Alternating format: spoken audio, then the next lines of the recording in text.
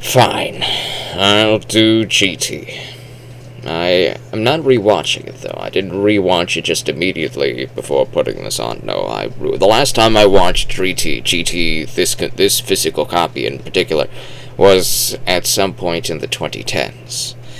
I'm not watching it again. I just don't feel like it's not a bad series at any reason. It's just not as good as OG Dragon Ball. It's just not as good as Z.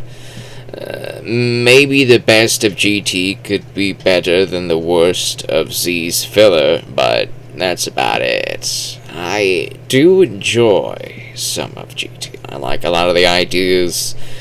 Baby as a character is good if the name is terrible. The actual character, the Tuffle revenge plan, is a good idea. I like the idea of traipsing through space and going to various different worlds and seeing all sorts of weird stuff going on. I like that, but you need to expand the story a little bit and make it so that nobody knows who these Saiyans are, because everybody seems to know that they're Saiyans. Everybody seems to know this, and the Saiyans have been extinct for 20, 30, 40 years. I think their legend, their story would turn into something of a legend, and the legend of Frieza destroying their planet would be more common knowledge than the Saiyans actually traipsing around being Saiyans. So everybody would be freaking out about these people and all that stuff. They just think they're regular people. I doubt they'd even consider them to be Earthlings, because many of the people don't even know where Earth is. Frieza didn't know where Earth was for quite a while, until he was made aware of it, so that he could go to Earth to track Goku down. It was just some backwater planet. Nobody would know about the Earthlings. Nobody should know about the Earthlings. Nobody should know about the Saiyans. Nobody should know about Super Saiyans. Nobody should know any of that stuff. That's one of the first problems that they had. Second problem that they had is what they did to Pan. What they did to Pan, especially after I just recently watched the end of Z portion from the Buu Saga, what they did to Pan here, I like some of the ideas, making her a little bit more tough, a little bit more of her own character, but then they turn her insufferable, and she's always getting in trouble, and Goku has to always save her. I don't like this, if you didn't realize. I don't like this at all. I think this really harms Pan's character. I think she should have had a better written, more concise story. Maybe make her strong so that she could fight the bad guys and do some good stuff. Maybe she's not as brash or as stupid as the story actually writes her to be. Who knows? There are things that you could do with this character. Another disappointment, Trunks. He's voiced by future Trunks' voice actor, which I like that consistency. I don't like that he's basically useless in this entire thing. He's just he's Fred from Scooby-Doo, right? He drives the Winnebago. He maybe sometimes comes up with the plans, but everybody ignores them anyways and goes off to do their own thing. He is completely useless. He's only there to pilot the ship. That's literally the only reason. I do like this trio, though. I like it in the artwork. I love the opening and endings to Dragon Ball GT. The original opening and ending with Dan and the other one that I can't remember the name of. It's great. It's fantastic music. It's I think it's Hitori Jirai. Yeah, I think that's it. Both are fantastic songs, fantastic opening and ending sequences. I love the artwork and everything that passes through it. The opening and ending themes here and the slideshow of imagery that you get to see is the potential that this show could have had. It's the untapped potential. It's been drawn in concept arts, but when they actually initiate it, it falls apart. And that is so disappointing to me. And another thing that doesn't really make too much sense is the Black Star Dragon Balls. I would understand a set being made by Piccolo before they separated into Piccolo and Kami. I would understand that maybe he'd make a set because it feels like it's from home. You wouldn't know exactly what these are, but you just innately know, like it's a racial magic thing that he has, that he would understand how to do that. But what I don't understand is why the planet would explode within a year, and why the balls scatter across the entire universe. Other than that's the only reason that they could come up with at the time to get people to get them going out into space. Remember that this show started up almost immediately after Z ended. There was no hiatus. Back in Japan in the 90s, as soon as Z ended, the end of Z ended, this was there next week in the same time slot. So I get it. I do. I completely get it. There was no time to actually come up with a good story. They were rushed. I think if you took a year off, if Dragon Ball took a year off and actually took a year to animate this properly, get a good story going, get the first 30 or so episodes up and ready to go, so that by the time that hiatus ends, you have your story. You have it concise, you have it perfectualized, it's all ready, it's all there, and you can continue the story with an actually penned out script that's actually not rushed like this. This sounds like a rushed idea. A lot of the poor execution that I say that this show has is a result of rushed writing.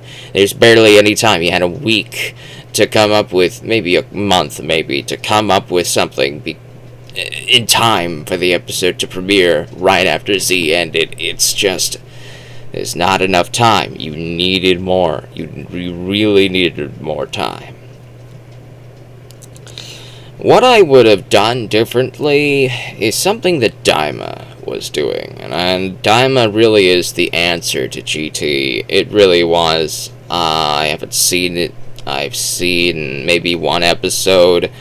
I don't really stream. I don't really like streaming. I don't like getting a streaming service just to watch something. I would rather wait for the physical hard copies of the complete collection. Not just part 1, part 2, part 3. No, complete. Daima complete. I would rather wait for a complete collection release so that I could pick it up and watch that when I get around to that.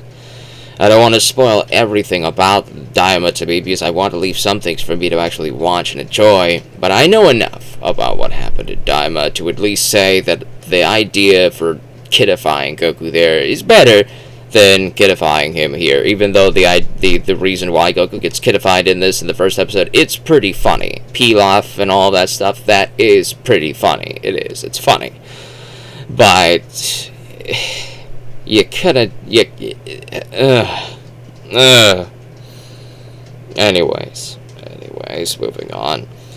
Another thing that was a good idea, poor execution, Baby. I don't exactly like the idea of just having Baby be this guy that can just take over everybody's body and then swap from everybody, and he leaves behind an egg of himself and it's just copy. No. I like the idea of one person always being taken over, and that he can move between persons and take that person over once the previous person he's been fighting in gets beaten up too much. He just moves. He's like he's not exactly a virus. He's just like a parasite that swaps bodies every now and again. That's a good idea. That's a good idea for the character. But the way they do this here makes him out to be more like a virus. The Baby thing is more like a sickness. It's more like a zombie apocalypse, and it's just, I don't care for it. I'm sorry. I really don't. I don't understand the idea that Baby could just leave eggs into everybody, and then over the course of a couple weeks, the whole planet has been taken over by Baby and this virus. It's just, I'm sorry. It's just not. I'm sorry. No. It's too much. It's too much for me to buy. I cannot buy that story. That's not, no. But another one that's gets missed opportunity is Super Android 17. I like Android 17. I like the design for Super Android 17. I don't understand Super Android 17. How do two infinite energy models fuse to create an energy absorption model? That doesn't make sense. I'm sorry, it doesn't make sense. Maybe Dr. View came up with some ideas with that, but that's clearly a nostalgia bait with the energy absorption crap with Android 19 and 20 back in the early parts of the Cell arc. Nostalgia was really the bait for this whole entire arc, but it fell apart because I just despise what they did with all the other characters. This was the perfect opportunity for everybody not named Goku to actually get to do something, to defeat villains, to actually have an episode, maybe an entire episode, or even two, dedicated to this character fighting this villain from history's past and defeating them. What if you put Gohan against Cell, and Gohan got to beat Cell? If we put Goten and Trunks against maybe the Ginyu Force or something, and they do all their crazy stuff there. What if you put Oob against Babidi, and Babidi had come back, and he's got a bunch of other crazy things going on? What if you had Vegeta actually talk to Nappa, and they had a big conversation instead of like this minute cameo? Vegeta actually got to speak with Nappa. Maybe Nappa yells at him for killing him, and they have a fight, and Vegeta toys with Nappa and extends the fight a lot longer than it actually was, so that Vegeta can actually try to talk some sense into Nappa, talk him down from his rage, maybe try to save him so that he could actually not have to go back to the home for infinite. No, they didn't do that either. There's a lot of things they could have done here to actually make me care about a lot of this stuff. Putting the two most popular villains that the people wanted to see return in HFI, have them remain in HFIL, Frieza and Cell, have them remain there for Goku to fight in his base form. I don't like the base form Goku thing, okay?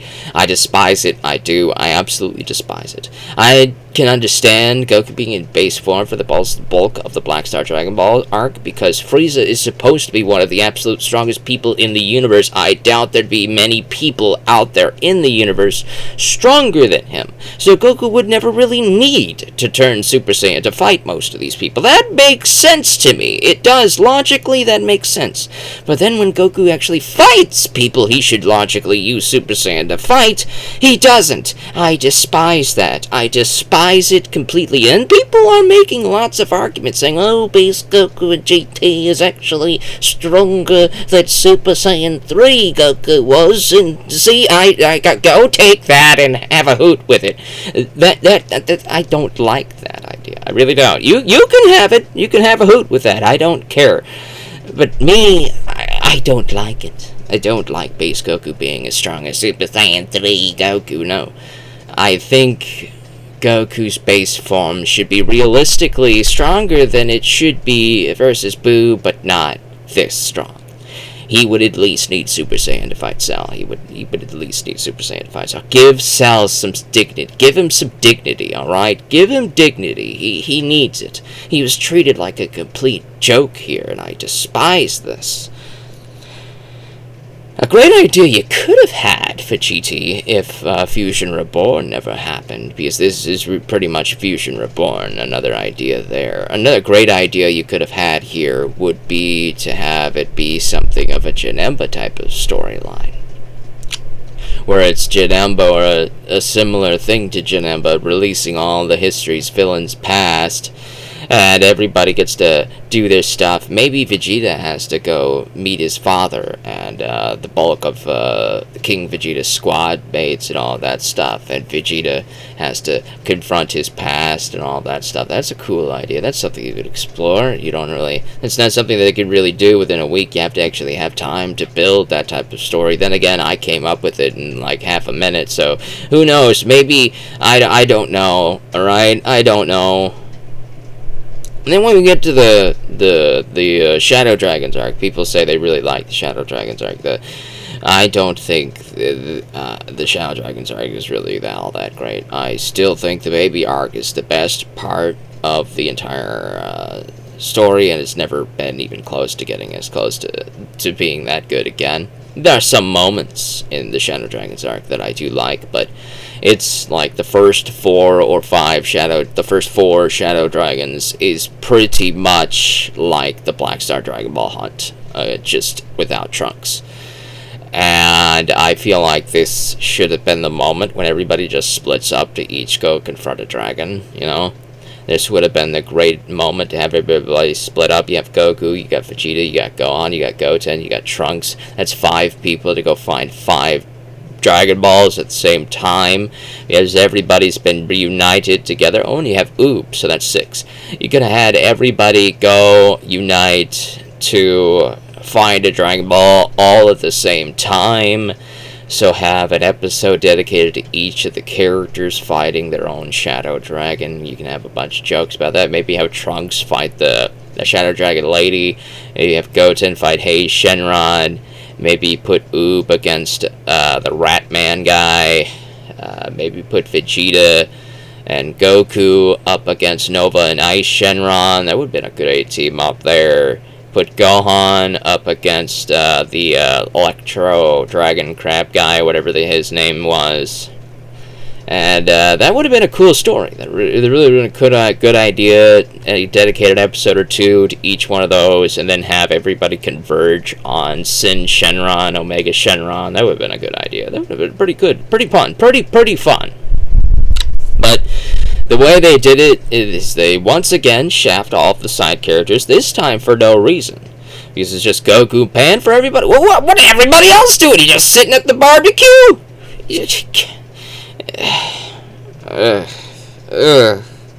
You understand why I didn't rewatch the show now? Do you understand why?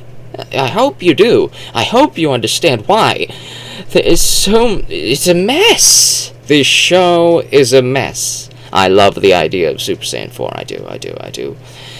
Super Saiyan 4 Gogeta is a fun character to use in video games, but I think his appearance in the actual show is a joke. It's a waste of time. It's just half an episode of him making a mockery of Omega Shenron. It's very fun to see, but then he unfuses because he has to unfuse because he's making a mockery of Omega Shenron. If he actually defeated Omega Shenron, and the finale, the big finale, was just a wash like that, it would be not as fantastical. We have to actually have tension, so we have to artificially provide tension, have them unfuse, have Goku run out of energy for Super Saiyan 4, Vegeta gets beat up, he runs out of Super Saiyan 4, Goku has to do this Super Spirit. Hold on, we've done this before! Yeah, we have! It's called Kid Buu!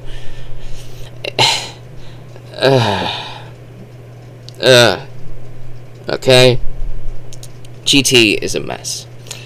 The only reason why I think it's good is because it's got quite a bit of funny moments, especially in the Black Star Dragon Ball Hunt arcs. Pan has a lot of great potential.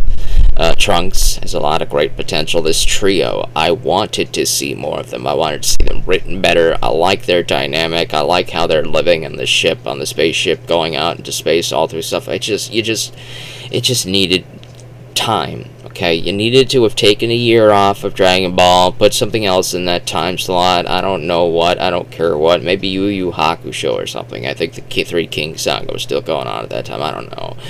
And then take some time off to fix Dragon Ball GT, to write and animate it properly. You needed a year off. You needed to give it time to grow, to mold, give the ideas time to fester and boil in your head so that you can actually cook up a good idea. Because just throwing this all out like this, like me, I just threw out that idea with having everybody fight their own Shadow Dragon. I threw that out in half a minute. It took me half a minute to do that. I think it could take you half a year to do it. I believe in you. If it could take me half a minute, I think it could take you half a year. I think you could have done this. I think you could have fixed this story. You just needed to give it a hiatus. You needed to take time off. But yeah, that's Dragon Ball GT. Now I don't have to do it anymore because I've already done it.